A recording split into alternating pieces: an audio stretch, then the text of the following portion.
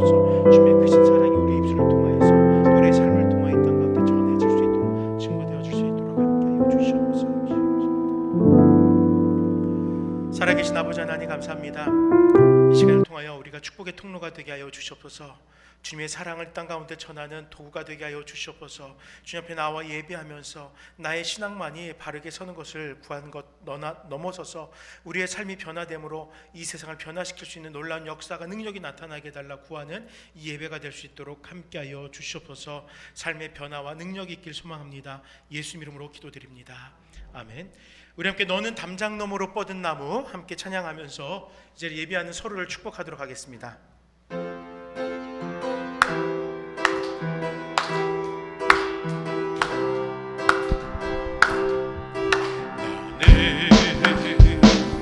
담장 너머로 뻗은 나무 가지에 푸른 열매처럼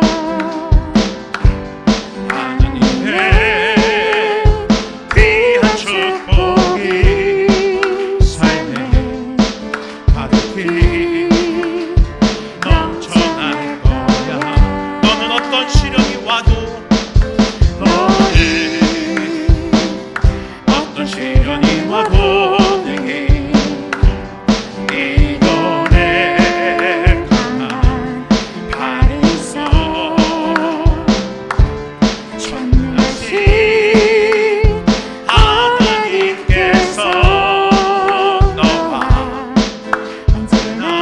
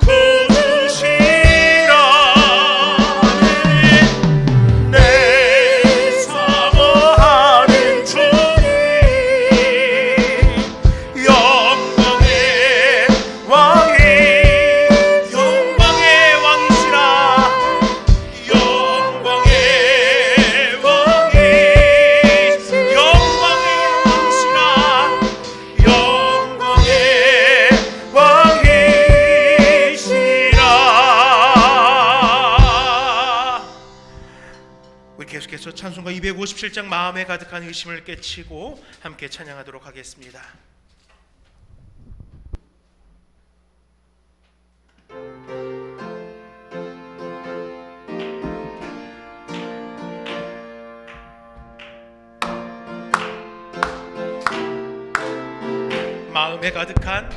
마음에 가득한 의심을 깨치고 지극히 화평한 마음으로 찬송을 부르는 어린 양 예수의 그 피로 속죄함 얻었네. 속죄함 주 예수 내 죄를 속했네. 내 죄를 속했네. 할렐루야. 소리를 합하여 함께 찬송하세. 그 피로 속죄함 얻은 금이나 은같이 없어질 보배로 속죄함 받은 것 아니요.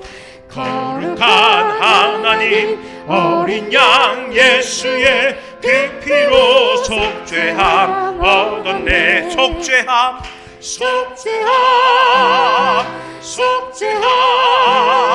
주 예수 내 죄를 속했네. 할렐루야. 소리를 합하여 함께 찬송하세. 그 피로 속죄함 얻었네. 나 같은 죄인이 용서함 받아서 주 앞에 옳다함 얻음을 확실히 믿기는 어린 양 예수의 그 피로 속죄함 얻었네. 속죄함 주 예수 내 죄를 속했네. 할렐루야. 소리를 합하여 함께 찬송하세. 그 피로 속죄함 얻었네. 거룩한 천국에 올라간 후에도 넘치는 은혜의 찬송을 기쁘게 부르는 어린 양 예수의 그 피로 속죄함 얻었네. 속죄함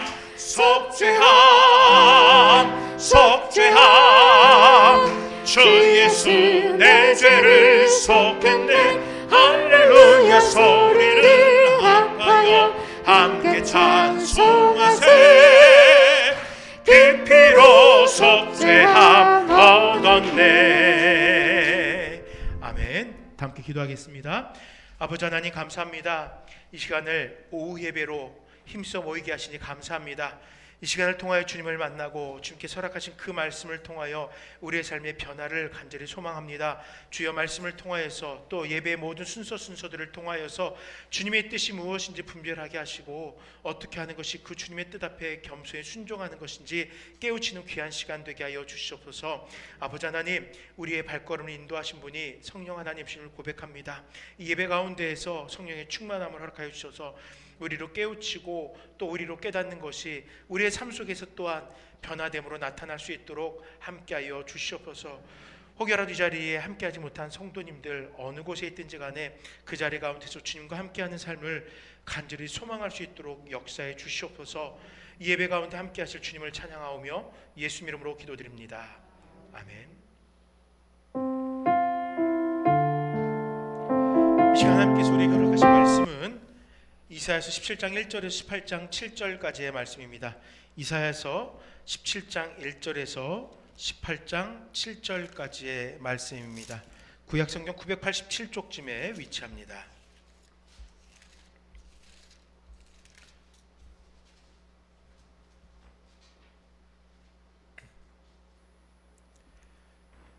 구약성경 987쪽 이사야 17장 1절부터 18장 7절까지 한 절씩 교독하겠습니다. 다메섹에 관한 경고라. 보라, 다메섹이 장차 성읍을 이루지 못하고 무너진 무더기가 될 것이라.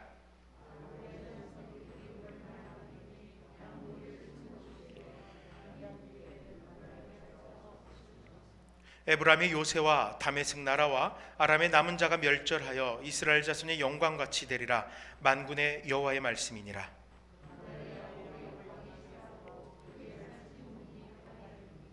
마치 추수하는 자가 곡식을 거두어 가지고 그의 손으로 이삭을 벤 것 같고 으르바민 골짜기에서 이삭을 주운 것 같으리라.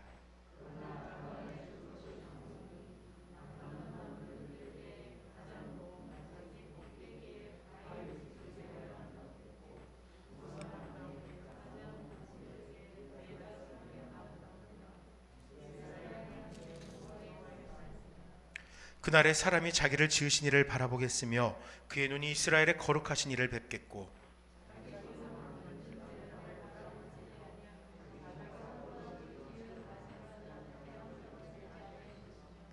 그날에 그 견고한 성읍들이 옛적의 이스라엘 자손 앞에서 버림받은 수풀 속의 초소와 작은 산 꼭대기의 초소 같아서 황폐하리니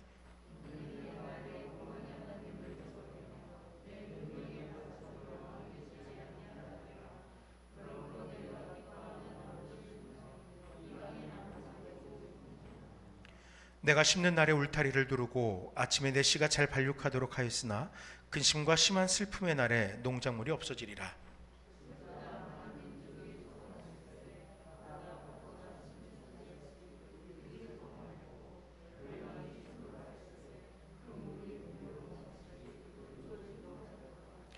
열방이 충돌하기를 많은 물이 몰려옴과 같이 하나 주께서 그들을 꾸짖으시리니 그들이 멀리 도망함이 산에서 겨가 바람 앞에 흩어짐 같겠고 폭풍 앞에 떠도는 티끌 같을 것이라.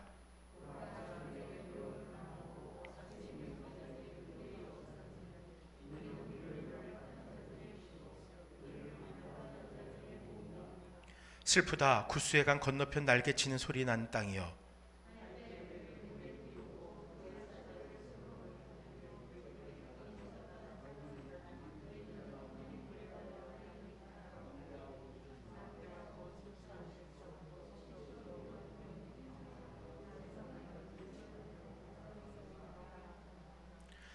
세상의 모든 거민 지상에 사는 너희 산들 위에 기치를 세우거든 너희는 보고 나팔을 불거든 너희는 들을지니라.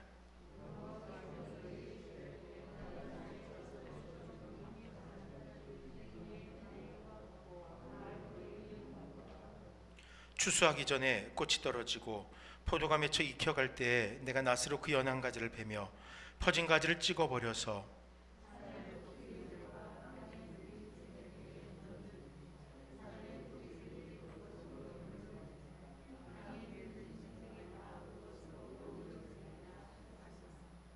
그때 강들이 흘러 나누인 이 나라의 장대하고 준수한 백성 곧 시추부터 두려움이 되며 강성하여 대적을 밟는 백성이 만군의 여호와께 드릴 예물을 가지고 만군의 여호와의 이름을 두신 곳 시온산에 이르리라. 아멘. 우리가 함께 묵상하고 있는 이사야서 23장부터 23장은 이방 나라들에 대한 하나님의 경고와 심판 메시지가 담겨져 있습니다. 때문에 본문을 읽다 보면은 이 심판에 반복되는 심판의 엄중함으로 인해서 때로는 두려움을 때로는 식상함을 느끼게 됩니다. 어제도 읽었던 그 말씀 어제도 심판한다고 하셨고 오늘도 심판한다고 하시네. 아마 이렇게 식상해야 할 수도 있어요.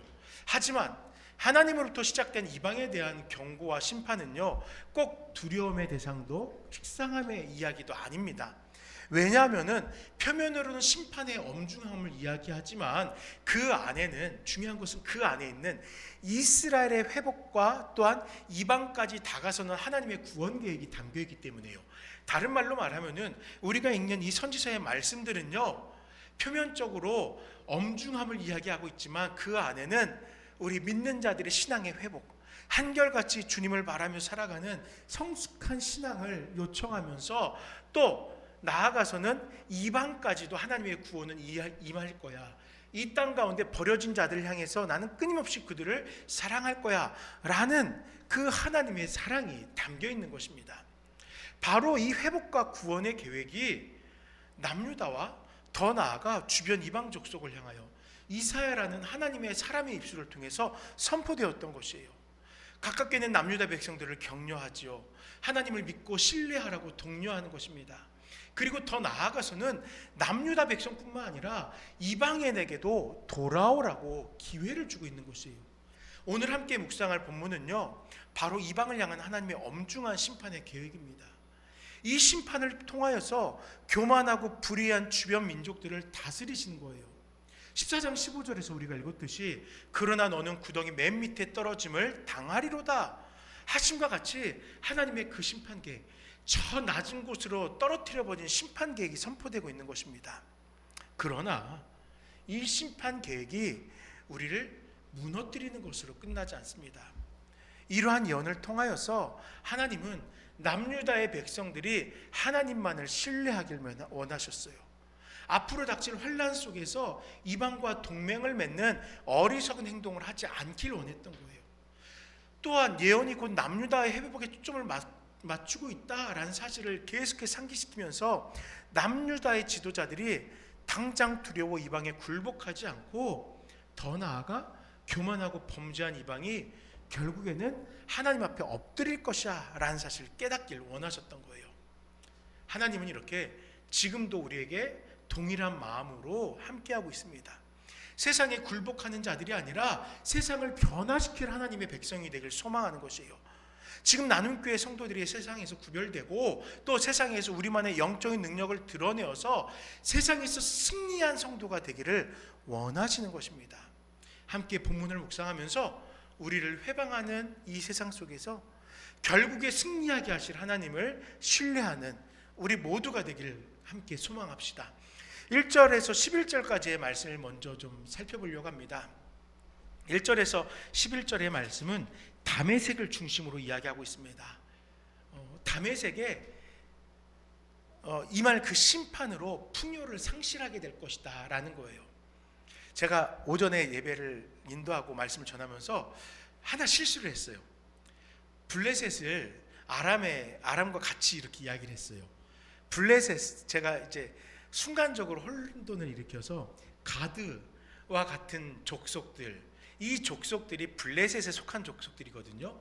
그래서 그 이야기를 한다는 게 실수로 블레셋과 아람을 같은 말로 이렇게 이야기를 했어요.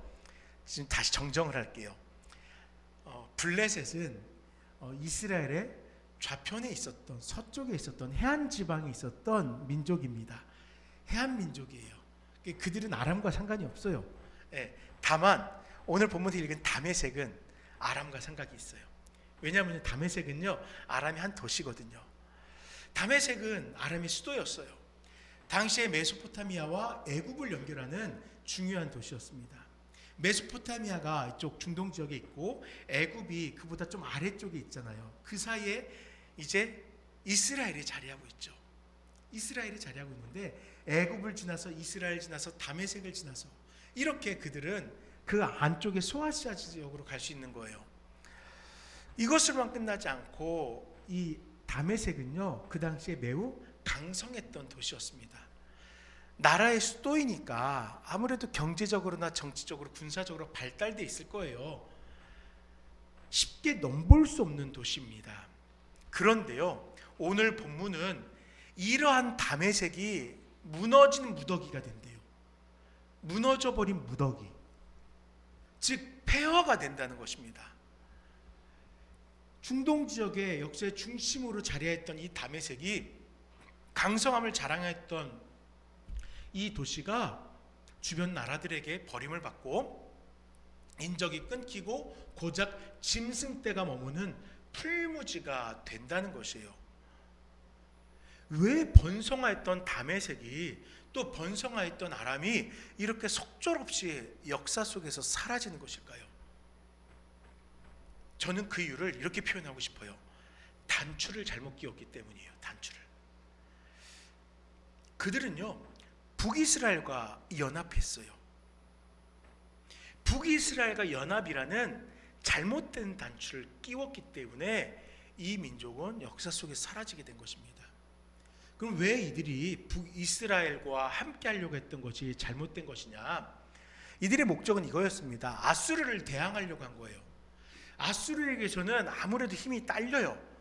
그러니까는 자신들의 힘을 스스로 더욱 강하게 하기 위해서 사람의 힘으로 더욱 강성케 하기 위해서 북이스라엘과 연합을, 동맹을 제안한 거예요.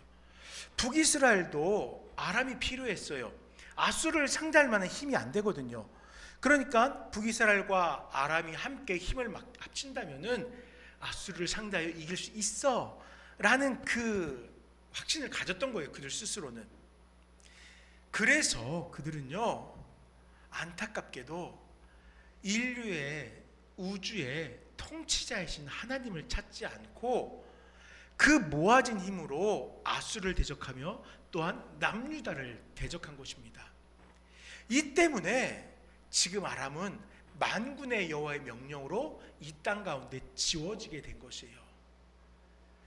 만약에 아람이 북이스라엘과 연합하지 않고 차라리 다른 열방과 함께 하였다면 조금 다른 모양의 역사가 진행이 되었을 거예요. 왜냐면요, 그들이 직접 남유다에게 관여하는 일이 이렇게 빨리 일어나진 않았을 거니까요. 하나님께서 지금 이 아람을, 다메섹을 치는 가장 큰 목적은요, 하나님의 백성을 건드렸기 때문이거든요. 하나님의 백성을 그들이 회방했기 때문이거든요. 그러니까 그들의 삶이 어쩌면 조금 달라졌을 수도 있어요. 여러분, 이스라엘은요, 하나님의 은혜로 하나님의 백성으로 선택된 자들입니다. 아브라함에게 일방적으로 언약을 맺어주시고 그의 자손들을 하나님 스스로, 하나님이 원하셔서 축복하셨던 거예요. 하나님 앞에서 이스라엘 자손들은 그 누구도 떳떳할 것 없는 빚진 자와 같습니다. 그런데 북이스라엘은 하나님을 등진 거예요. 하나님을 신뢰하지 않고 오히려 세상에 손을 빌렸습니다. 세상에서 살 길을 찾았습니다. 그뿐만 아니라 남유다를 향하여 대적의 관계가 되었던 거예요. 때문에 북이스라엘과 그리고 그와 함께한 아람은요, 이것 때문에 하나님의 백성을 치료하였던, 하나님을 등진 이 모습 때문에 심판에 처하게 된 것이에요. 마치 그들의 모습은 추수가 끝난 들판과 같이 황량하게 된 것이에요. 732년, 722년, 기원전 732년과 722년이란 이 시간이 우리가 이 이사야서의 말씀을 묵상하면서 기억할 필요가 있는데요, 바로 722년이 북이스라엘이 망한 해예요. 왜 732년을 이야기하냐면요, 그때 이방의 나라들이 하나하나씩 망해가기 시작해요. 북이스라엘로 인하여 북이스라엘과 연합하고 남유다로 인하여 남유다를 회방하였기 때문에 하나님께서 이 남유다를 통하여서 하나님의 뜻을 이루어 가셔야 되는데, 주변 열강들이 계속하여서 그들의 신앙을 회방하고 그들의 삶을 회방하기 때문에 북이스라엘마저도 이 땅 가운데 사라지도록 심판하셨던 거예요. 그렇지만 이때에도 하나님의 긍휼과 인자하심은 아브라함의 자손들에게 떠나지 않았습니다. 북이스라엘이 멸망하고 황폐하게 될 것이지만 그때에도 남은 자들이 있대요. 분명히 722년에 북이스라엘이 망했는데 성경은 그 안에 남은 자들이 있다는 것입니다. 아람의 땅은 황량한 땅이 될 것이지만 북이스라엘에는 남아서 하나님의 거룩하심을 다시 대하는 자들이 있다는 것이에요. 완전히 심판하신다고 하셨음에도 하나님은 아브라함과 맺었던 그 언약을 기억하시면서 그들에게 생명력이 유지될 수 있도록 하신 거예요. 물론 남은 자가 있다는 것은 되게 다행스러운 일입니다. 완전한 멸절이 아니라 그 땅에 여전히 생명이 있다는 것이기에 다행스러운 일이에요. 그런데 여러분, 남은 자에 너무 우리가 초점을 맞추면 안 돼요.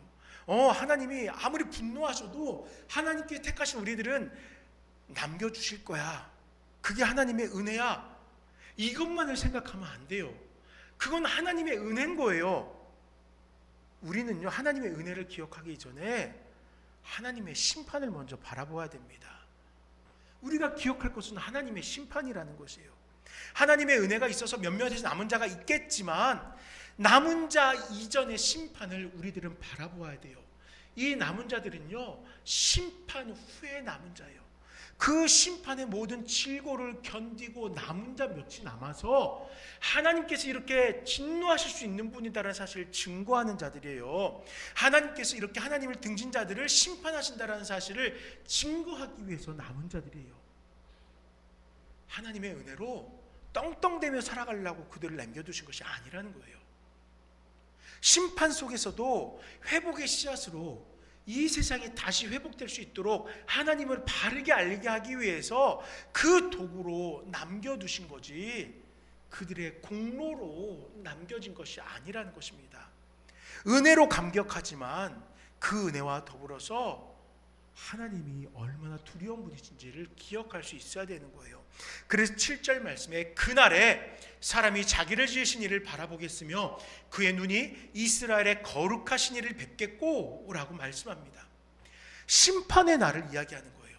심판이 있고 나서야 그 심판에서 남은 자들이 자신들이 섬기던 우상에서 비로소 등을 돌리게 됩니다. 이제야 진정한 그들의 하나님 창조주 여호와 곧 이스라엘의 거룩하신 이에게 눈을 돌리게 된대요. 우리 그런 얘기들 교회에서 종종 하잖아요. 좀 혼나봐야 돼. 그래야 정신 차려. 도대체 언제까지 저러다가 아이고 저러다 더 맞고서 돌아가면 안 되는데 이런 이야기들을 종종 해요. 사실은 되게 무서운 말이에요. 우리 그런 얘기 함부로 하면 안 돼요. 그 이야기는 하나님 심판을 이야기하는 거예요. 하나님의 심판으로 저 바닥까지 떨어져야 된다는 거예요. 걱정해서 하는 말이지만요 저주와 다를 바 없는 말이에요. 걱정하면 기도하세요. 그런 말 하지 마세요. 이 7절의 말씀과 같이 그들이 돌아서는 것은 좋은 거지만 그들이 결국에 돌아오는 거예요. 결국에 그들의 삶 속에서 수많은 질고와 환난을 보면서 그의 눈이 이스라엘의 거룩하신 이를 뵙게 되는 거예요. 그 환난을 지나서 거룩하신 이 앞에 돌아오는 뺑뺑 돌아오는 여정이라는 거예요. 걱정되기에 돌아오면 안 되는데 하지만 여러분 조심해야 되는 말이에요. 무서운 말이라는 거예요. 그러나 여러분 이 심판의 날이 곧 회복의 날인 것은 분명합니다. 원상복구가 되는 날이에요. 거룩한 자인 하나님을 뵙지 못하던 자들이 이 심판을 통하여 거룩하신 하나님을 바로 바라보게 되는 것이에요. 과거에는 이방의 우상들을 섬기는 신전과 상단들을 지었어요. 그러나 이제는 심판 이후에는 그 모든 우상의 소유들은 사람의 손으로 만들어진 것이잖아요. 철저하게 외면당하게 돼요. 한때의 영화는 철저하게 버려지는 거예요. 숲을 속의 처소와 작은 산꼭대기의 처소와 같이 황폐해지게 되고 그때 비로소 하나님을 거룩하신 하나님을 만나게 되는 것입니다. 그들의 잘못된 신앙에는 어떠한 열매도 남지 않아요. 왜요? 참 하나님이신 여호와께서 그것들을 인정하시지 않기 때문이에요. 우상을 숭배하는 것, 세상의 질서를 따라 행하는 것 하나님이 원치 않기 때문이에요. 그들이 자기들 나름대로 열심히 살겠노라고 그들이 열정을 가지고 살아가면서 도덕적으로 살아가겠노라고 우상 앞에 절합니다. 종교적으로 힘을 내어 살아갑니다. 그런데 그들의 열정은요 하나님에 대한 열정이 아니었거든요. 그들이 최선을 다해서 봉헌했지만 하나님을 향하여 드린 제물이 아니었어요. 때문에 하나님은요 그 어떤 종교적 헌신에도 응답하지 않습니다. 이것이 원상복구예요. 이것이 회복입니다. 잘못된 단추가 바로 끼워지도록 하는 원상복구인 거예요. 오직 하나님의 통치만 낳는 것이 회복이라는 것이에요. 제가 점심 식사 때 입는 가디건을 혹시 보신 분 있는지 모르겠는데 오늘 점심 식사를 기다리고 있는데 김현정 집사님께서 깜짝 놀라면서 제 뱃살이 엄청 많이 줄어들었다고 이야기를 하셨어요. 네, 저도 요즘 가끔 놀래요. 오늘 입은 그 가디건은요 제가 어떤 실수를 자주 하냐면요 이상하게 그거는 꼭 입다가 제가 단추를 잘못 껴요. 다른 옷은 안 그러는데 이게 배가 많이 나와서 헷갈리나 봐요. 네. 그래서 꼭 잘못 단추를 껴서 이렇게 보면은 위아래 짝이 안 맞아서 다시 빼고 다시 단추를 맵니다. 그런데 뱃살이 빠지니까 그 실수를 안 하네요. 한 번에 딱딱 껴지더라고요. 원상복구가 됐어요. 제 배가 회복이 되니까 그런 인생의 실수들, 뭐 인생까지 나오긴 좀 거창하지만 그런 실수가 줄어드는 거예요. 우리의 삶이 하나님의 그 정하신 질서로 다시 돌아온다면요, 잘못된 단추가 바르게 끼워지는 원상회복의 역사가 나타난다는 거예요.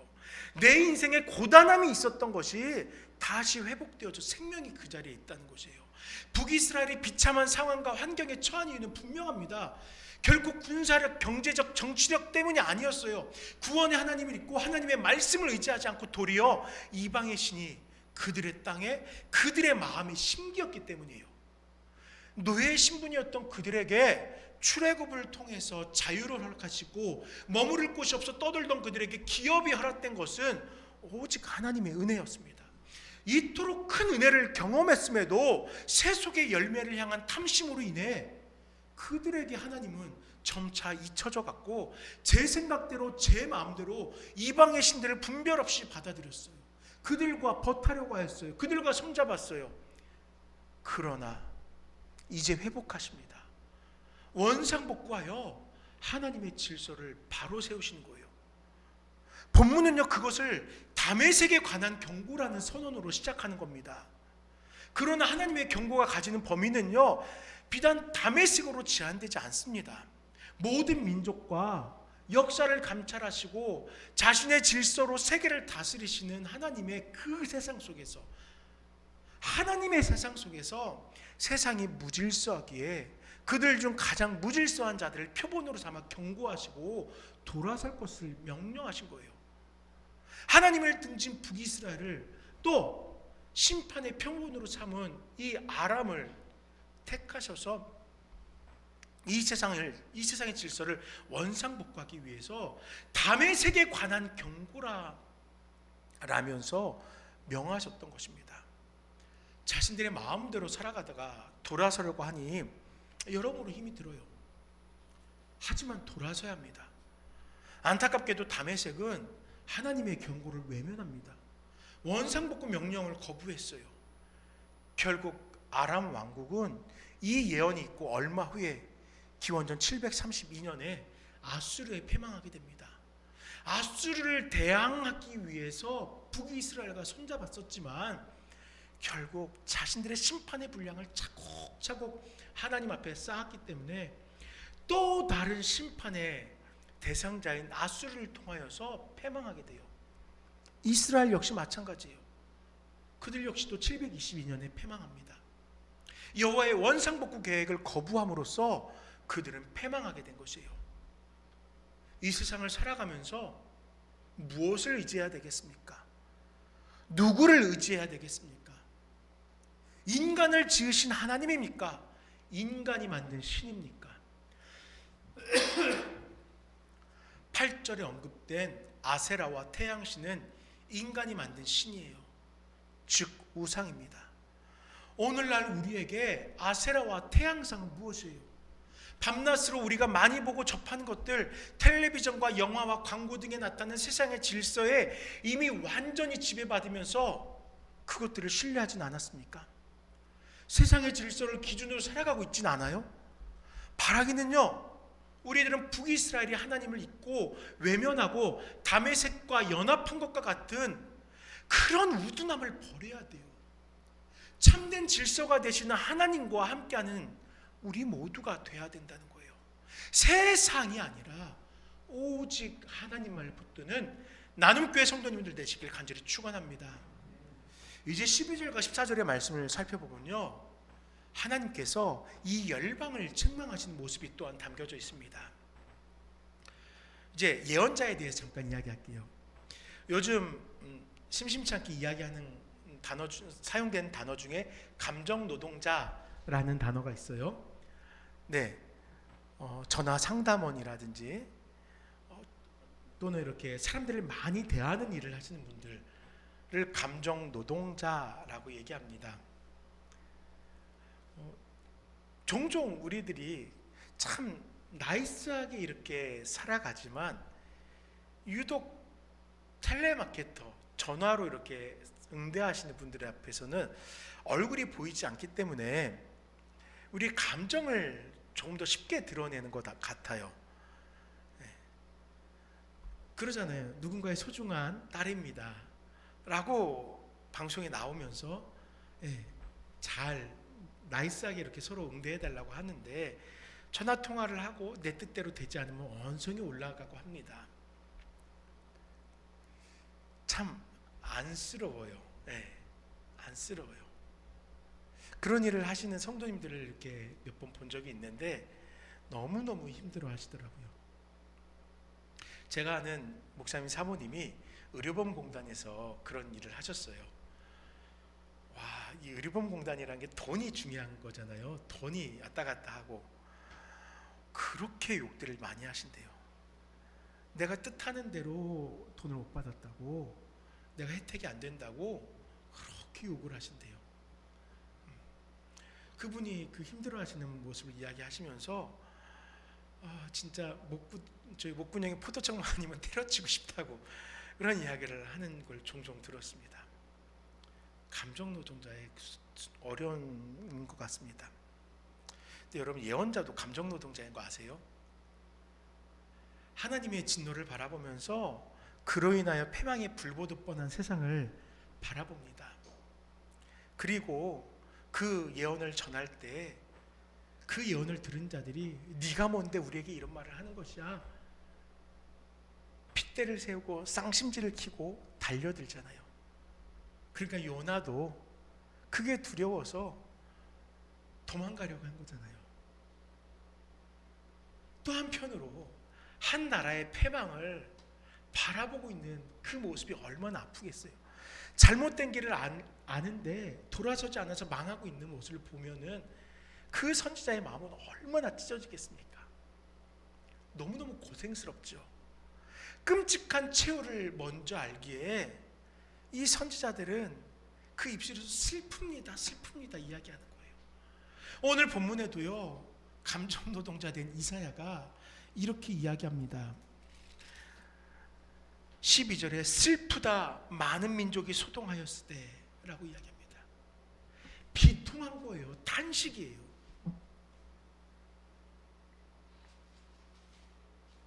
돌아서지 못하는 그들의 모습을 보면서 너무 마음이 찢어지는 거예요. 하지만 이 탄식 속에서 이사야는 예언을 이어갑니다. 열방이 성남 바다와 같이 혼란스러워요. 그 힘을 숨기지 않고 거세게 몰려듭니다. 누구를 향하여 몰려가고 있어요? 누군가를 향해 지금 그들이 달려들고 있어요. 누구일까요? 원상복구를 명한 여호와를 향하여, 여호와의 질서를 향하여 달려들고 있는 것이에요. 그러니까 마음이 더 슬프죠. 이 어리석은 자들아, 하나님께서 이 질서를 이끄시는 분인데 지금 너희들은 뭐 하는 거야? 더 마음이 찢어지는 거예요. 오늘 오전에 시편 2편을 봤잖아요. 시편 2편 1절에 어찌하여 열방들이 분노하며 허사를 경영하는 거라고 이야기하잖아요. 똑같은 이야기예요. 아니, 질서를 명하신 하나님 앞에서 어찌 저렇게 무식하게 헛된 일을 하는 거야? 달려들 상대에게 달려들어야지. 왜 질서의 주관자를 향하여 달려들고 있는 것이야? 탄식하는 거예요. 이사야의 탄식이 슬프다 이렇게 더 크게 들리는 것은 이사야는 그 결말을 알기 때문이에요. 근데 여러분들은 어떻게 느껴지세요? 이 슬프다라는 탄식에 여러분들은 탄식이 안 느껴지세요? 이 역사가 어떻게 되는지를 알면서 우리들 마음에 탄식이 없나요? 이 말씀을 처음 읽을 때는 역사니까 그냥 익혀졌어요. 근데 반복해서 읽다 보니까요, 이사야가 외치는 슬프다 하는 그 슬픔이 저에게도 느껴지는 거예요. 공감되는 거예요. 얼마나 지금 마음이 아플까, 얼마나 두려울까. 이 결말을 알아서 애초로 와서 부르짖고 있는데 변화되지 않으니까 얼마나 갑갑합니까? 전능하시고 천지의 주관자이신 하나님, 그 질서를 위배하는 것도 모자라 자신들을 인정하라고, 자신들도 옳다고 무질서로 나오는 자들에게 닥칠 심판이 무엇인지 이사야는 아니까 너무너무 안타까운 거예요. 여러분, 이 세상을 바라보면서 우리들의 입술에도 이사야의 그 고백이 있어야 돼요. 하나님 슬픕니다. 하나님 슬픕니다. 이 세상을 바라볼 때마다 이 마음이 찢어집니다. 라는 그 애통함이 있어야 되는 거예요. 자신들이 옳다고 여기는 이 세상을 향하여서, 하나님의 질서를 외면하고 살아가는 이 세상을 향하여서, 우리의 가족과 형제와 친지와 나의 친구들을 향하여서 슬프도다라고 외칠 수 있어야 되는 거예요. 그들은요, 바람 앞에 겨와 같습니다. 폭풍 앞에 티끌 같아요. 그들의 향고는 저항할 수 없는 어리석음이라는 거예요. 스스로는 자신들의 능력을 확신했을 거예요. 그러니까 교만해서 스스로 높아져 간 거죠. 확신하니까 내 힘이라면은 하나님 필요 없어. 내 힘이라면은 내 스스로 살 길을 개척해 나아갈 수 있어. 의지했던 것입니다. 정작 그들의 모습은 바람 앞에 겨 폭풍 앞에 티끌이지만 그들은 착각하고 있었던 것이에요. 내가 할 수 있어. 돌아봅시다. 이 세대를 바라봅시다. 이러한 모습이 느껴지잖아요. 이러한 모습이 보여지잖아요. 끊임없이 하나님의 질서에 항거하는 사람들의 모습에 안타까움을 금할 수 없잖아요. 무엇 때문에 이 세상이 이토록 무질서하여 하나님의 질서에 반항하고 있을까요? 그들 스스로 완전하다고 여기기 때문이에요. 교만하기 때문입니다. 그러나 우리는 깨달아야 돼요. 질서는 하나님으로부터 시작되며 하나님의 통치가 온 우주의 참된 질서임을 확신해야 합니다. 바람 앞에 겨 폭풍 앞에 티끌과 같은 세상의 한거를 두려워하지 않고 하나님의 질서에 우리 삶을 다하는 저와 모두가 되시기를 간절히 소망합니다. 이제 1절에서 8장 1절 7절의 말씀을 통해서 아람이 아닌 구스라는 나라에 대해 살펴보려고 해요. 그런데요, 먼저 스포일러링을 하면은 구스는 돌아섭니다. 어떻게 돌아서는지 살펴봐야 돼요. 구스는요, 이스라엘과 직접적으로 국경을 대하지는 않은 나라입니다. 하지만 이들은요, 애국과 동맹을 맺은 이들이에요. 즉 애국과 함께 우상을 숭배하였고 애국과 함께 주변 나라를 괴롭혔고 모든 죄악을 애굽처럼 함께 했던 나라예요. 계속 애굽이라는 이야기를 반복하는 이유는 뭐겠어요? 유유상종. 얘들도 나쁜 놈이라는 거예요. 얘들도 심판받아 마땅한 애들이란 거예요. 누가요? 구스가요. 그랬는데 얘들이 더 나쁜 놈인 게 그렇게 힘을 모아서 결국은 애굽을 정복합니다. 그리고 아수르에 비견될 정도는 아니겠지만 꽤 상당한 힘을 이루어가요. 나쁜 놈들이 힘을 키웠다는 거예요. 그럼 나쁜 애들이 힘을 키우면 주로 뭐 합니까? 나쁜 짓 해요. 나쁜 애들이 힘 키우고 나서 좋은 일 하는 거 저는 솔직히 못 봤어요. 보셨어요, 여러분? 주변에 그런 애들 있어요? 없잖아요. 나쁜 애들은 힘을 키우면 나쁜 일 해요. 그런데 이들 역시 더욱 강한 아수르 앞에서는 약해요. 종이호랑이에요. 그래서 이들이 어떻게 하냐면요, 살기 위해서 남유다에다 동맹을 요청합니다. 함께 힘을 합쳐서 아수르를 대적하자고 한 거예요. 그래서 3절의 말씀에 보니까 세상의 모든 거민 지상에 사는 너희의 산들 위에 기치를 세우거든 너희는 보고 나팔을 불거든 너희는 들을지니라. 우리가 힘을 합쳐서 이렇게 우리의 힘을 드러내보자.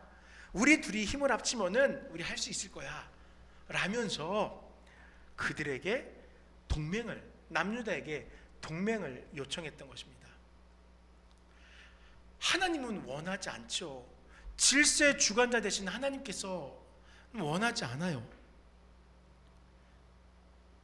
그런데요, 이 구스는 남유다에게 함께 하자고 했던 거예요. 남유다 입장에서도 솔직하게 구스라는 웬만한 힘을 가진 나라가 우리와 힘을 합쳐서 아수르에게 대적하자, 구미가 당기는 제안이에요. 구스 정도면, 애굽까지 정복한 구스 정도면은 아수르와 함께 해볼 만할 것 같아. 충분히 유혹이 될 수 있습니다. 근데 왜 유혹이 되냐면요, 내 마음에 조바심이 있기 때문입니다. 조바심을 내며 구원을 찾고 있기 때문이에요. 남유다는요, 점차 번성하는 열방을 바라보면서 두려워하고 있어요. 주변 나라들이 그들의 발톱을 이 남유다를 향하여 드러내고 있으니까 두려운 거예요. 어쩌면 그 앞에서 사시나무들도 두려워하고 있을지도 모릅니다. 두려우니까 살려고 이방을 찾고 있었던 거예요. 이방을 향하여 눈을 살피고 있었던 거예요. 이방을 향하여 힘을 합치려고 한 것입니다. 그러나 하나님의 생각은 조금 다르죠. 하나님 그들을 지켜보고 있습니다. 내가 나의 처소에서 조용히 감찰하고 있다라고 말씀하셔요. 자연의 순리가, 이 세상의 역사가 사람들의 전쟁과 다툼으로 변화되지 않듯이 하나님의 질서 역시 사람들이 함부로 바꿀 수 없는 것이에요. 사람들의 헛된 수고를 하나님은 조용히 살피고 있는 것이에요. 그러나 조용히 살피는 것이 전부가 아닙니다. 심판의 때가 되었다면은 하나님이 보시기에 합당한 때 그 심판이 임한다는 것이에요. 그리고 하나님의 방법으로 세상의 무질서를 다스려 나갑니다. 이 사건과 관련돼서 열왕기하 19장에 보면요, 히스기야의 이야기가 나옵니다. 히스기야가 다스리던 때에 남유다 왕국에 아수르가 침범한 사건이 기록되어져 있어요. 열왕기하 19장 35절에 이 밤에 여호와의 사자가 나와서 아수르 진영에서 군사 18만 5천 명을 친지라. 아침에 일찍 일어나 보니 다 송장이 되었더라 라고 말씀합니다.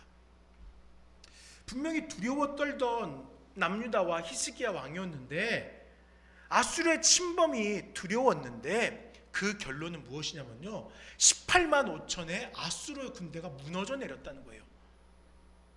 아수르의 사내립이 갑자기 도망쳐 버렸대요.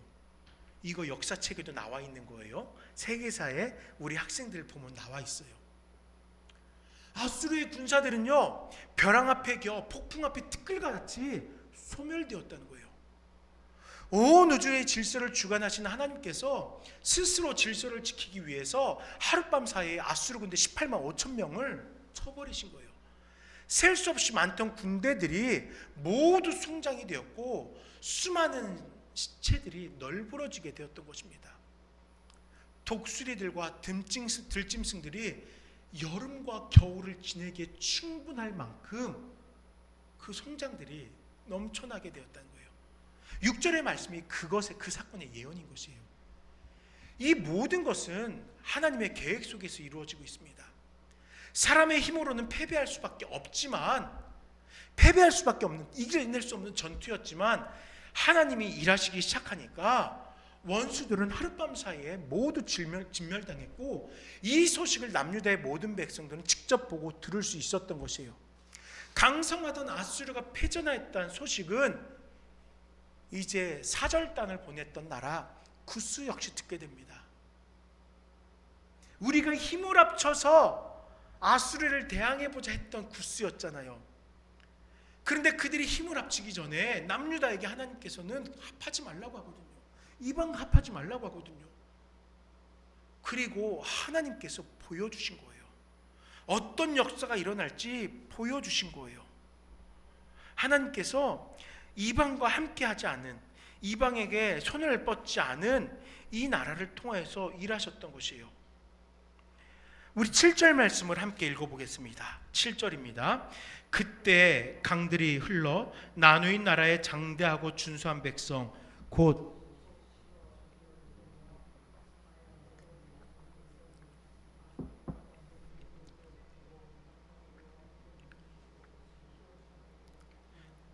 아멘. 2절에서 나왔던 연합을 요청하던 구스, 사람의 힘을 모아보자던 구스는요, 모든 질서를 잡아가시는 하나님을 바라보게 된 거예요. 남유다가 하나님을 의지하고 있을 때 하나님께서 남유다를 위해서 어떻게 일하시는지를 살피게 된 거예요. 그러면서 새로운 모습으로 남유다의 예루살렘을 향합니다. 우리 동맹 맺읍시다 이랬던 구스가요, 이제는 하나님께 예물을 드리러 나오는 거예요. 아니, 살아계신 하나님이 이 모든 역사를 이루어 가시겠구나 비로소 깨닫고, 사람인 남유다를 의지하는 것이 아니라 하나님을 의지하기 위해서 나오는 거예요. 이사야 선지자가 이사야서 2장 2절에서 선포했던 것처럼 만방이 그리로 시온산으로 모여들며 회복이 나타나고 있는 것이에요. 구스가 만일 자신의 힘을 믿고 하나님의 권위에 순종하지 않았다면 구스 역시도 심판의 자리에 설 수밖에 없었을 것입니다. 그러나 이내 하나님의 기치와 나팔 소리를 듣고 순종하여서 하나님께 예물을 가지고 나옴으로써 심판을 받는 자가 아닌 하나님의 구원을 받는 자의 위치에 서게 된 것이에요. 놀랍지 않습니까? 수많은 열방들이 이 이스라엘을 둘러싸고 있었어요. 이스라엘을 이용해서 자신들의 강성함을 드러내려고 했어요. 그런데 하나님께서 일하심을 바라보면서 하나님이 살아계신 하나님이시구나, 하나님의 질서가 참된 질서이구나 라고 깨닫는 자들은 구스밖에 없었던 것이에요. 이제 말씀을 정리하겠습니다. 여러분, 하나님은 스스로 하나님의 질서를 지켜내십니다. 안타까운 것은 우리의 모습이에요. 현실을 외면하지 못하고 반복하여 세상의 질서를 따르는 우리의 모습을 향하여 오늘 본문은 이렇게 탄식합니다. 슬프다 성도들이여. 그렇습니다. 하나님은 우리를 바라보며 얼마나 안타까워하실까요? 살 길이 아닌데 끊임없이 살겠노라고 세상을 따르는 우리의 모습에 얼마나 안타까워하시겠습니까? 그러나 놀랍게도 구스와 같이 심판을 목전에 둔 때에 아수르를 다스리신 여호와를 바라보며 세상의 참된 질서는 자신들이 아님을, 사람이 될 수 없음을 깨닫고 화를 면하는 자들이 있을 거예요. 먼저 우리가 그런 자들이 돼야 돼요. 이 세상에서 세상의 질서를 따라가는 자가 아니라 구스와 같이 참된 질서가 되신 하나님을 바라보고 하나님을 예배하는 성도가 바로 우리가 되어야 된다는 것입니다. 바라기는 우리의 신앙이 안타까운 이 세대 속에서 우리의 삶을, 또 이 시대의 처지를, 진리를 이끄는 지팡이가 될 수 있게 간절히 소망합니다. 원상 회복을 요청하신 하나님, 그 질서에 속하여서 하나님의 돌보심과 보호하심을 누리며 살아가는 저와 우리 모든 나눔교회 성도님들 될 수 있기를 간절히 축원드립니다. 우리 이 시간에 찬양하기를 원합니다. 주님 다시 오실 그때까지 나는 주님의 그 길을 걸어가겠습니다. 우리 힘차게 찬양 드리신 후에 함께 기도할 때 주님, 주의 질서에 속하기를 원합니다. 이 혼탁한 세상 가운데에서 오직 주님을 바라보기를 원합니다. 구하는 우리가 되기를 원합니다.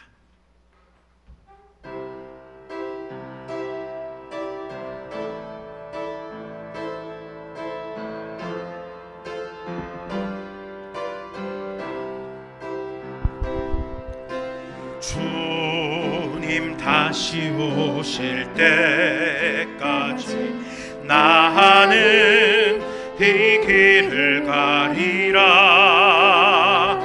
좁은 문 좁은 길 나의 십자가 지고 나의 가는 이 길 끝에서 나의 가는 이 길 끝에서 나는 주님을 보리라. 영광의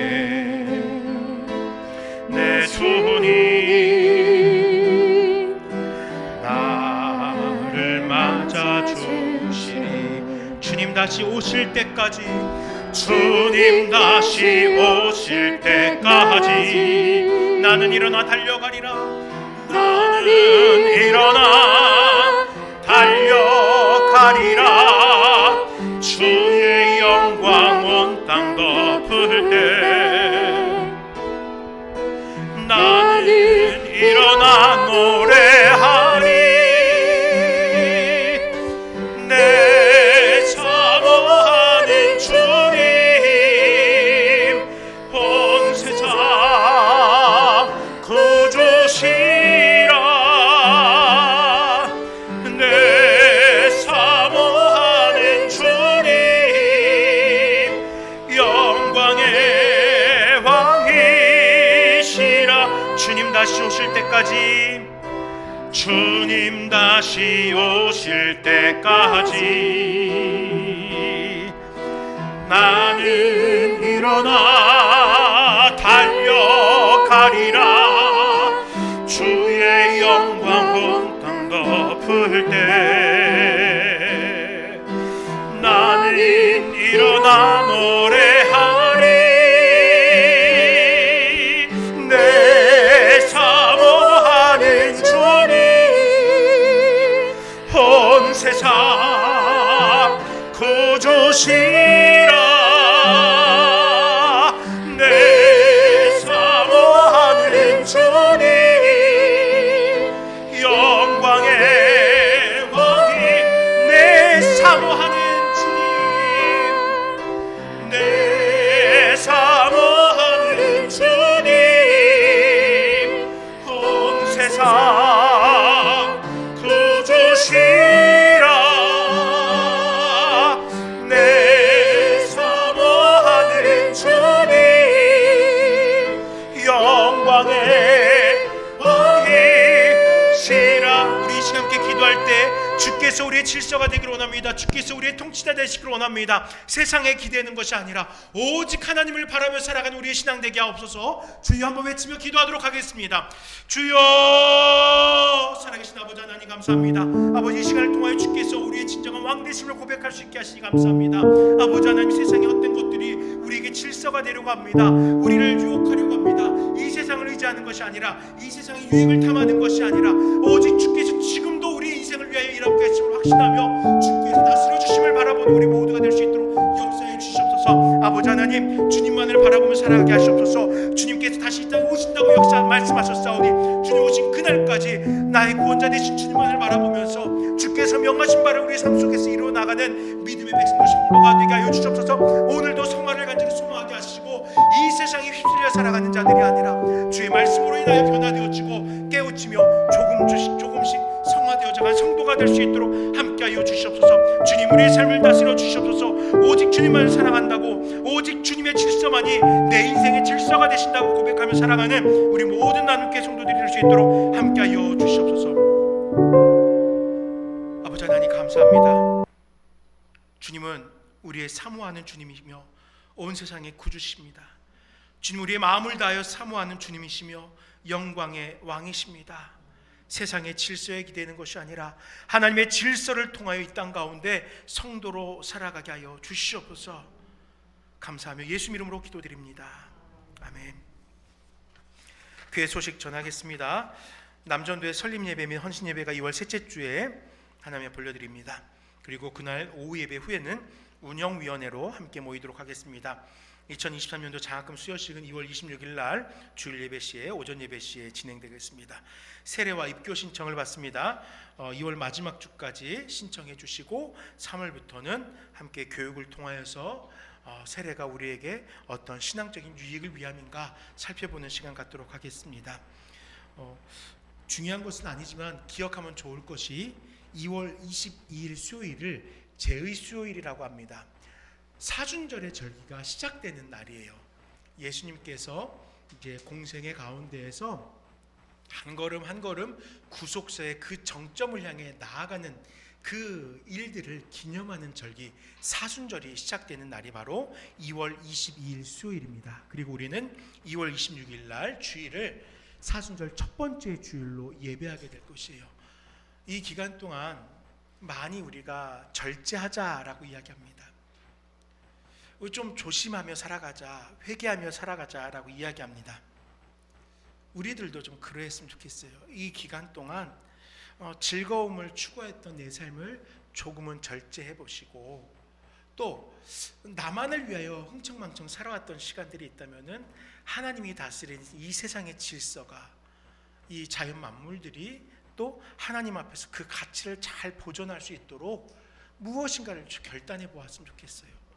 어린 자녀들에게는 교회 학교에서 이런 이야기들 하죠. 우리 스마트폰 조금만 절제해보자. 요즘 이야기 많이 합니다. 또 요즘 교회들에서 하는 이야기가 뭐가 있냐면요, 탄소 중립 시대라고 하지 않느냐.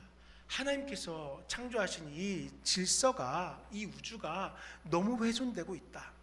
우리가 조금 조심하자. 교회들이 조금 조심하자. 라고 이야기를 해요. 꼭 그것을 하라 이야기가 아니에요. 이와 같이 우리가 절제할 수 있는 것, 신중하게 주님의 창조의 질서와 구속의 역사를 되새길 수 있는 많은 일들이 있어요. 한번 잘 묵상하시면서 나는 이 사순절 동안 어떤 일에 조심스럽게 살아가 볼까 한 번쯤 고민해보는 여러분들 되시길 부탁드립니다. 우리 함께 일어나셔서 주님 보좌 앞에 나아가 찬양 드리신 후에 예배를 마치도록 하겠습니다.